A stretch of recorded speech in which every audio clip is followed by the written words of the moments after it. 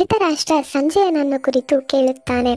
ಧರ್ಮಕ್ಷೇತ್ರೆ ಕುರುಕ್ಷೇತ್ರೆ ಸಮವೇತ ಯುಯುತ್ಸವಃ ಮಾಮಕಾಃ ಪಾಂಡವಾಶ್ಚೈವ ಕಿಮಕುರ್ವತ ಸಂಜಯ. ಸಂಜಯ, ಧರ್ಮಕ್ಷೇತ್ರವಾದ ಕುರುಕ್ಷೇತ್ರದಲ್ಲಿ ಯುದ್ಧಕ್ಕಾಗಿ ನೆರೆದ ನಮ್ಮವರು ಮತ್ತು ಪಾಂಡವರು ಏನನ್ನು ಮಾಡಿದರು? ಕುರುಕ್ಷೇತ್ರದ ಯುದ್ಧಕ್ಕೆ ಮುಂಚೆ ವ್ಯಾಸರು ಧೃತರಾಷ್ಟ್ರನ ಸಮೀಪಕ್ಕೆ ಬಂದು, ಜನ್ಮಾಂಧನಾದ ಅವನಿಗೆ ಯುದ್ಧವನ್ನು ನೋಡುವುದಕ್ಕೆ ಬೇಕಾದರೆ ಕಣ್ಣುಗಳನ್ನು ನಾನು ಕೊಡುತ್ತೇನೆ ಎಂದು ಹೇಳಿದರು. ಆದರೆ ಧೃತರಾಷ್ಟ್ರನಿಗೆ ಕೊಲೆಯನ್ನು ನೋಡುವುದಕ್ಕಾಗಿ ಕಣ್ಣು ಬೇಕಾಗಿರಲಿಲ್ಲ. ಮಕ್ಕಳ ಬಾಲಲೀಲೆಯನ್ನು ನೋಡಲಿಲ್ಲ ಕಣ್ಣು, ಅವರ ಶಕ್ತಿ ಪರಾಕ್ರಮ ನೋಡಲಿಲ್ಲ. ಈಗ ಸಮರಾಂಗಣದಲ್ಲಿ ಒಬ್ಬರು ಮತ್ತೊಬ್ಬರನ್ನು ಕೊಲ್ಲುವುದನ್ನು ನೋಡುವುದಕ್ಕೆ ಕಣ್ಣನ್ನು ಆಶಿಸಲಿಲ್ಲ. ಆಗ ವ್ಯಾಸರು ಧೃತರಾಷ್ಟ್ರನ ಸ್ನೇಹಿತನಾದ ಸಂಜಯನಿಗೆ ದಿವ್ಯ ಚಕ್ಷುಸ್ಸನ್ನು ಅನುಗ್ರಹಿಸುವರು.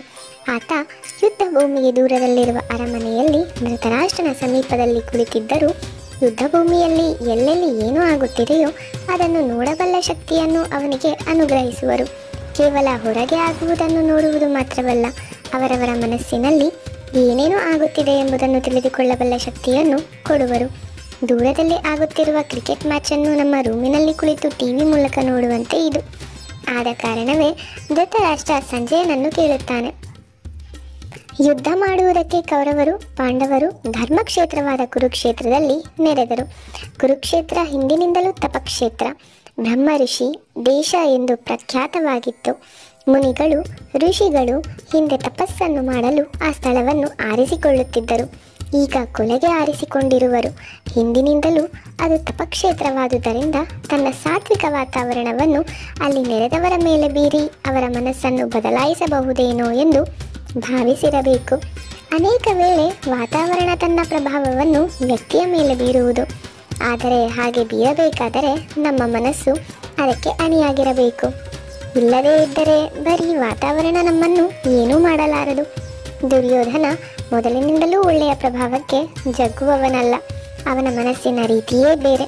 ದುರ್ಯೋಧನನಿಗೆ ಒಳ್ಳೆಯ ಬುದ್ಧಿವಾದವನ್ನು ಹೇಳುವವರಿಗೆ ಬರಗಾಲವಿರಲಿಲ್ಲ. ಇವನ ಅಪ್ಪ ಅಮ್ಮ ಭೀಷ್ಮ ದ್ರೋಣ ವಿದುರ ಮುಂತಾದವರೆಲ್ಲ ಬೇಕಾದಷ್ಟು ಬುದ್ಧಿವಾದವನ್ನು ಹೇಳಿದರು. ಅದೆಲ್ಲ ಬಂಡೆಯ ಮೇಲೆ ನೀರು ಹರಿದಂತೆ ಆಯಿತು. ಕೊನೆಗೆ ಸಾಕ್ಷಾತ್ ಶ್ರೀಕೃಷ್ಣನೇ ಸಂಧಿಗೆ ಒಪ್ಪಿಸಲು ಬಂದನು. ತನ್ನ ವಿಶ್ವರೂಪವನ್ನು ತೋರಿದನು. ಅದರಿಂದ ಅವನೇನು ಬೆರಗಾಗಿ ಹೋದನೇ? ಅವನೊಬ್ಬ ಮಾಯಾವಿ. ತಪ್ಪಿಸಿಕೊಳ್ಳುವುದಕ್ಕೆ ಹೂಡಿರುವ ಆಟ ಇದು. ಅವನನ್ನು ಹಿಡಿದು ಕಟ್ಟಿ ಎಂದನು. ಮೇರು ಸದೃಶ ವ್ಯಕ್ತಿಯಂತಹ ಶ್ರೀಕೃಷ್ಣನ ಸಾನ್ನಿಧ್ಯದಲ್ಲಿದ್ದರೂ ಅದಕ್ಕೆ ಜಗ್ಗದವನು ಯಾವುದೋ ಕಾಲದಲ್ಲಿ ಯಾರೋ ಮಾಡಿದ ತಪಸ್ಸಿನ ಪ್ರಭಾವಕ್ಕೆ ಸಿಕ್ಕಿ ಬದಲಾವಣೆ ಆಗಿಬಿಡುವನೇ? ಆದರೂ ಮನುಷ್ಯನಿಗೆ ಒಂದು ಚಪಲ, ಹಂಬಲ. ದಾರುಣ ಯಾತನೆಯಿಂದ ನರಳುತ್ತಿರುವವನಿಗೆ ಮಹಾವೈದ್ಯರೆಲ್ಲ ಕೈ ಬಿಟ್ಟಿರುವಾಗ ಯಾರೋ ಒಬ್ಬ ಅಳಲೆಕಾಯಿ ಪಂಡಿತ ಬಂದು ತಾನು ಗುಣ ಮಾಡುತ್ತೇನೆ ಎಂದಾಗ ಒಂದು ವೇಳೆ ಇವನ ಔಷಧದಿಂದ ತನ್ನ ವ್ಯಾಧಿ ಗುಣ ಆದರೂ ಆಗಬಹುದು ಎಂಬ ಆಸೆ ಹೇಗೆ ಚಿಗುರುತ್ತದೆಯೋ ಹಾಗೆ ಈ ವಾತಾವರಣ ಸ್ವಲ್ಪ ಬುದ್ಧಿ ಕಲಿಸಬಹುದೇನೋ ತನ್ನ ಮಗನಿಗೆ ಎಂದು ಅಂಧವೃದ್ಧ ಆಶಿಸುವನು. ಅವನು ಕೇಳುವುದಕ್ಕೆ ಮತ್ತೊಂದು ಕಾರಣವೇ, ಕೌರವರೇನೋ ಬಂಡರು, ಯಾರ ಮಾತನ್ನು ಕೇಳುವವರಲ್ಲ. ಆದರೆ ಪಾಂಡವರು ಮೊದಲಿನಿಂದಲೂ ಕೊಲೆಗೆ ಹಿಂಸೆಗೆ ಹಿಂದೆಗೆಯುವವರು. ಅವರು ಮನಸ್ಸು ಮಾಡಿದ್ದರೆ ಬೇರೆಲ್ಲಿಯಾದರೂ ತಮ್ಮ ಅಸೀಮ ಸಾಹಸದಿಂದ ಒಂದು ಚಕ್ರಾಧಿಪತ್ಯವನ್ನು ಕಟ್ಟಬಹುದಾಗಿತ್ತು. ಹಾಗೇನಾದರೂ ಮಾಡುವರೆ ಎಂಬ ಅನುಮಾನವೂ ಇದ್ದಿರಬಹುದು. ಪಾಂಡವರ ಸ್ವಭಾವವನ್ನು ಬಹಳ ಕಾಲದಿಂದಲೂ ಬಲ್ಲ ಧೃತರಾಷ್ಟ್ರ ಹೀಗೆ ಆಲೋಚನೆ ಮಾಡಿದ್ದರಲ್ಲಿ ಯಾವ ಒಂದು ಉತ್ಪ್ರೇಕ್ಷೆಯೂ ಇರಲಾರದು.